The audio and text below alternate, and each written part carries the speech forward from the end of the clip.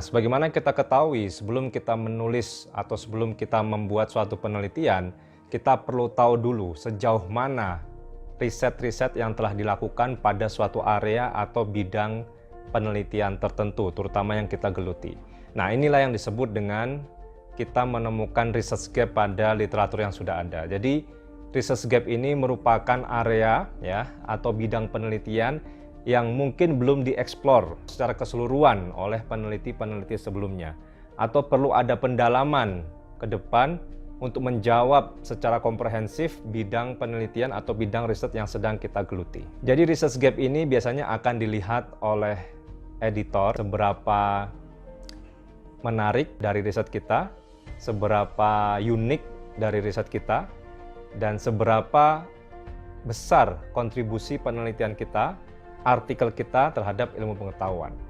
Sehingga kita perlu mencari research gap ini dan menemukan yang tepat yang nantinya penelitian kita bisa melengkapi puzzle ilmu pengetahuan yang sudah ada. Jadi rekan-rekan sekalian, beberapa hal yang biasanya dilihat oleh editor dan juga reviewer adalah motivasi, kemudian research gap, dan kemudian novelty. Dan tiga hal ini saling berkaitan.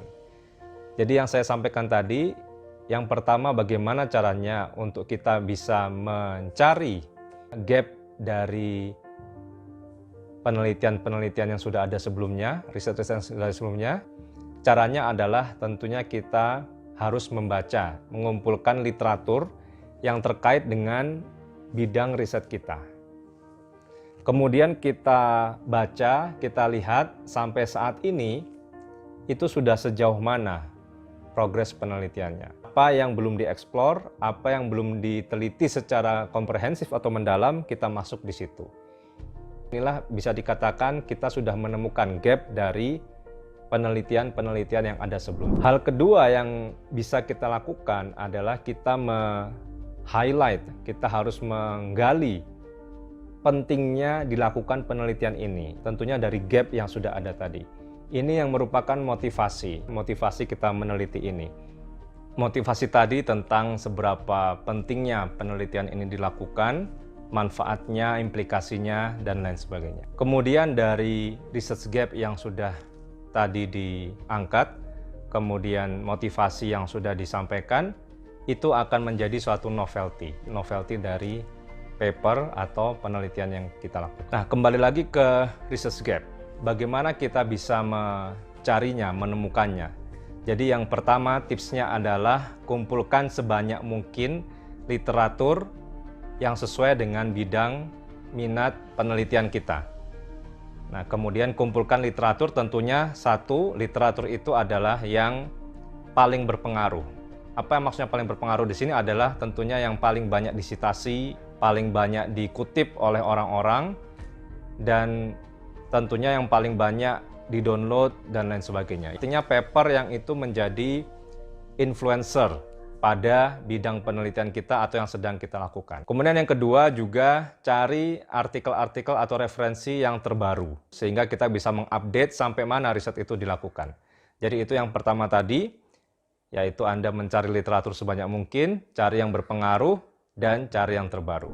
Kemudian yang kedua adalah Anda juga bisa mencari research gap atau melihat gap dari penelitian dari artikel-artikel yang berjenis bibliometrik atau artikel review, karena di situ sudah dipetakan penelitian-penelitian sebelumnya pada bidang studi tertentu. Kemudian yang ketiga, dari literatur yang sudah ada, kita hubungkan dengan fenomena yang terjadi saat ini. Dari kejadian-kejadian seperti krisis, atau misalnya pandemi seperti ini, atau misalnya perkembangan teknologi, ya, ada tidak dampaknya terhadap bidang penelitian yang sedang kita lakukan.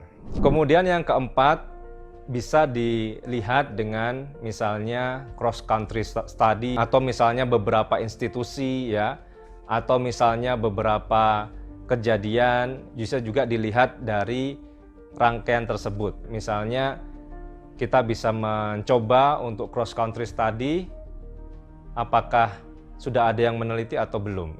apakah ini bisa dilakukan atau tidak, seperti itu. Jadi itu tadi terkait dengan research gap, ada 4 tips bagaimana kita bisa menemukan dan mengangkat gap pada penelitian.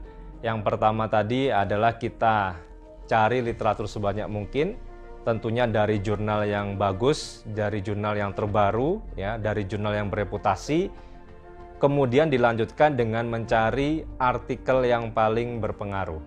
Kemudian dicari juga dari artikel-artikel yang terbaru, sehingga kita bisa mengetahui update dari misalnya model atau penelitian yang terakhir yang sudah dilakukan.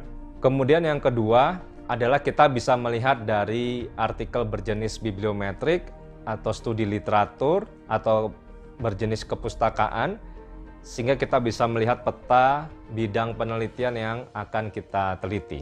Kemudian yang ketiga tadi kita hubungkan dengan fenomena, saat ini. Barangkali ada suatu hal yang bisa menjadi kebaruan di situ atau yang belum diteliti di situ, dihubungkan dengan fenomena sekarang. Banyak macam tadi, bisa dari perkembangan teknologi, politik, ya misalnya perang dagang dan lain sebagainya. Kemudian yang keempat tadi adalah bagaimana kita bisa memodifikasi datanya, misalnya dengan cross country study, lintas institusi, atau misalnya dengan pendekatan lain dari narasumbernya, ya, atau datanya. Ini bisa menjadi suatu kebaruan juga yang masih menjadi gap dalam penelitian. Baik, itu tadi yang bisa saya sampaikan, 4 tips lanjutan bagaimana kita bisa menemukan, mencari gap dalam penelitian.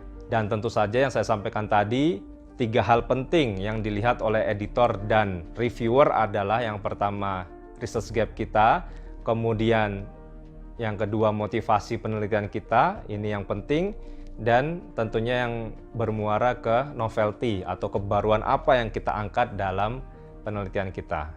Mudah-mudahan video ini dapat bermanfaat. Sampai jumpa lagi di video selanjutnya. Wabillahi taufiq wal hidayah. Wassalamualaikum warahmatullahi wabarakatuh.